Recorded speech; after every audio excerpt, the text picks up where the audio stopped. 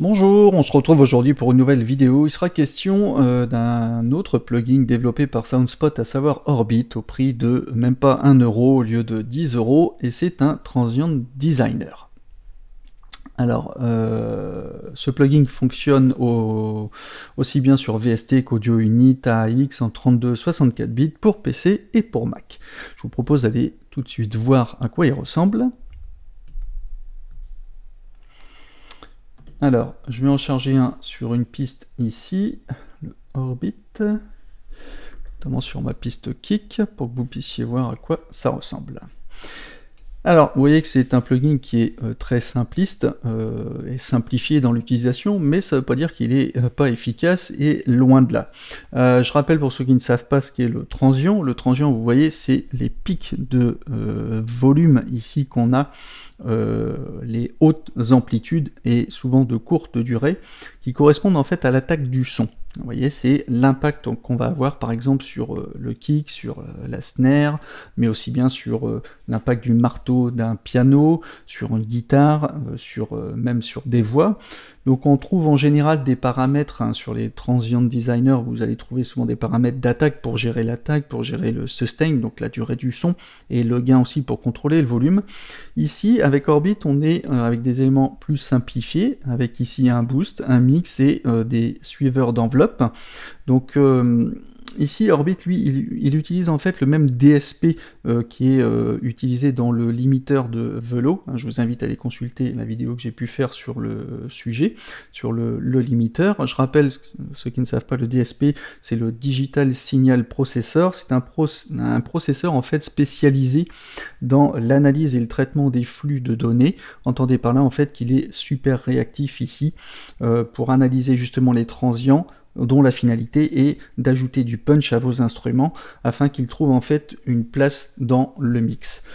Brièvement, donc ici vous avez un curseur de boost qui lui va augmenter l'intensité de l'effet, de subtil ici à 0, progressivement, jusqu'à aller jusqu'à 100%, où là on sera vraiment dans l'overdrive extrême. Donc attention à vos oreilles, ou si vous avez des enceintes, quand vous touchez au transient, ça fait vibrer beaucoup les enceintes, donc assurez-vous de ne pas les abîmer, et ni d'abîmer vos oreilles.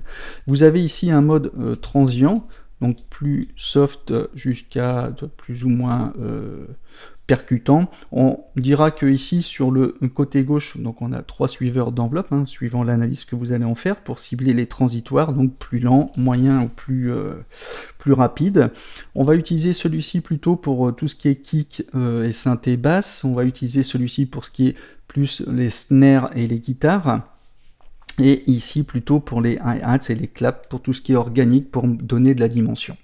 Et vous avez un curseur ici de mix qui va doser l'effet non traité jusqu'à l'effet traité, avec un bouton on-off sans artefact justement, ce qui est l'avantage aussi de ce plugin. C'est souvent quand vous faites une écoute comparative, on et off, souvent le son craque, et ici c'est prévu justement pour que ça craque pas, et c'est plutôt agréable pour les oreilles, notamment quand vous gérez les transients. Alors, ce qu'on va faire, c'est que là j'en ai mis un sur le kick, je vais en mettre un, donc le but c'est d'utiliser subtilement ou de façon grossière pour replacer, accentuer les transients des instruments pour les replacer dans le mix. Alors effectivement, si vous le faites sur tous, c'est pas forcément l'idéal. Vous allez le faire sur certains instruments quand vous voulez les replacer un peu en avant du mix. Mais je vais justement vous faire un exemple sur chacun. Je vais le mettre sur chacun des instruments ici, et pour vous rendre compte au final avec une écoute comparative, ici on a l'écoute en dry, c'est-à-dire sans effet, et alors attendez, je vais repartir comme ça propre. Ouais, ici on a donc le kick, il n'y a rien dessus, là il n'y a rien dessus au niveau traitement, je veux dire par rapport au Transient Designer, mais ici il n'y en a aucun. Donc et là, j'ai fait une copie, tout simplement, un resampling des autres pistes pour une écoute comparative. Alors là, je vais vous faire écouter la petite boucle que vous devez commencer à connaître, comme quoi le son est identique.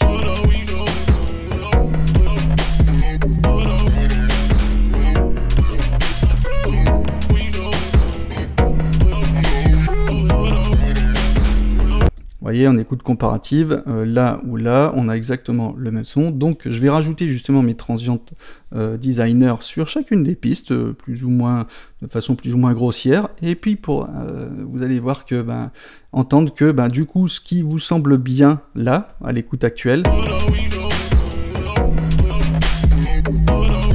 on entend bien les instruments, on les distingue bien, mais vous verrez qu'avec la différence avec Orbit, comme quoi ça va vraiment changer la donne au niveau de l'écoute. Alors, je le mets au début ici, donc sur la première enveloppe ici, plus adaptée pour les kicks. Vous voyez, c'est plus sourd, un peu plus d'impact.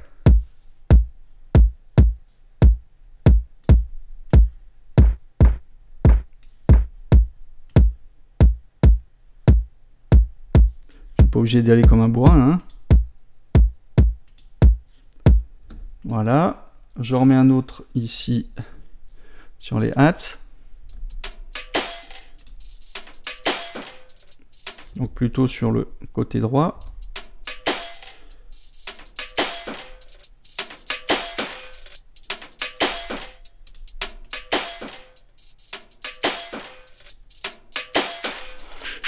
Là, on sent vraiment la présence, ça marche plutôt bien.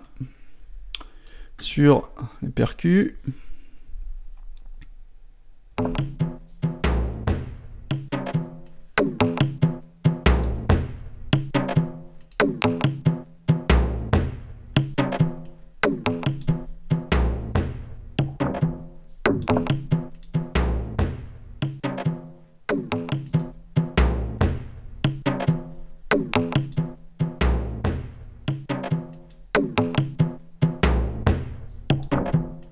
On sent bien l'impact, hein, bien plus présent.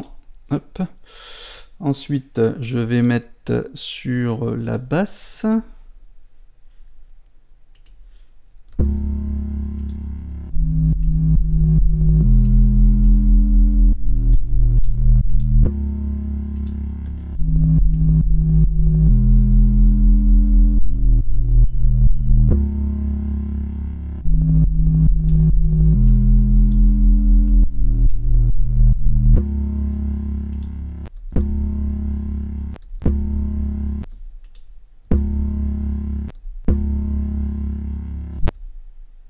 Les cracks que vous entendez ne sont pas dus au plugin, hein. C'est à mes ressources audio qui peinent un peu.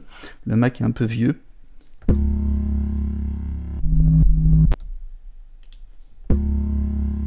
Ouais, là, plus adapté sur celui-ci.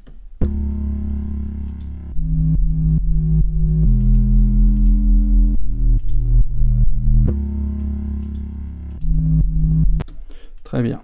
Hop, alors, on va sur le synthé.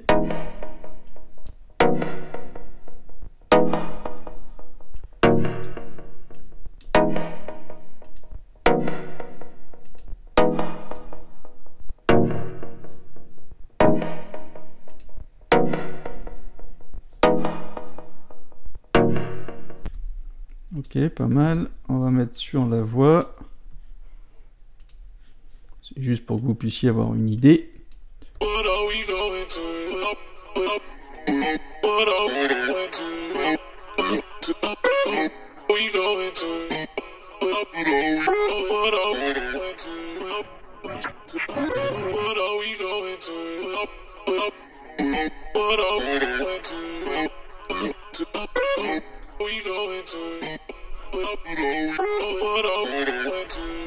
Vous voyez, c'est sans l'effet, on sent que la voix est en arrière, et en mettant l'effet, on sent que la voix est plus présente devant le mix, alors qu'on n'écoute même pas les autres pistes.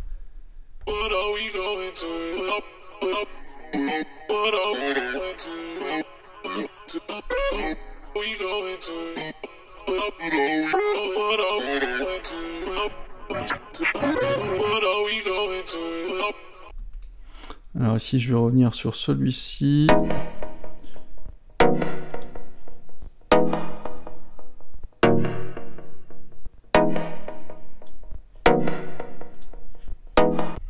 Alors on va écouter tout ensemble et le comparer avec le signal d'origine après sans On va écouter avec le signal d'origine sans le traitement d'effet des transients qu'on a fait, et avec les effets.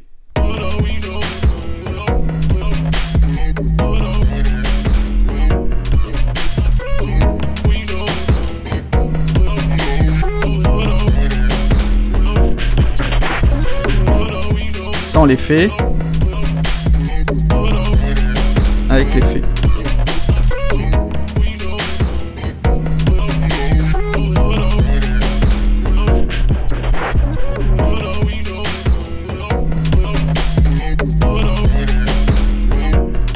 Voilà, donc pour conclure, moi je trouve le plugin assez intéressant. Bien évidemment, pas d'obligation de le mettre sur toutes les pistes, hein. Je pense que ça marche plutôt bien sur les hats pour le côté organique, surtout si vous avez un balancement de gauche-droite en panoramique. Sur les percus, ça marche plutôt bien aussi. Le kick subtilement, sur les snares aussi, sur la partie vocale également. Donc je suis sûr que vous trouverez un intérêt à utiliser ce plugin pour même pas 1 euro. Je pense que ça vaut le coup de se faire plaisir.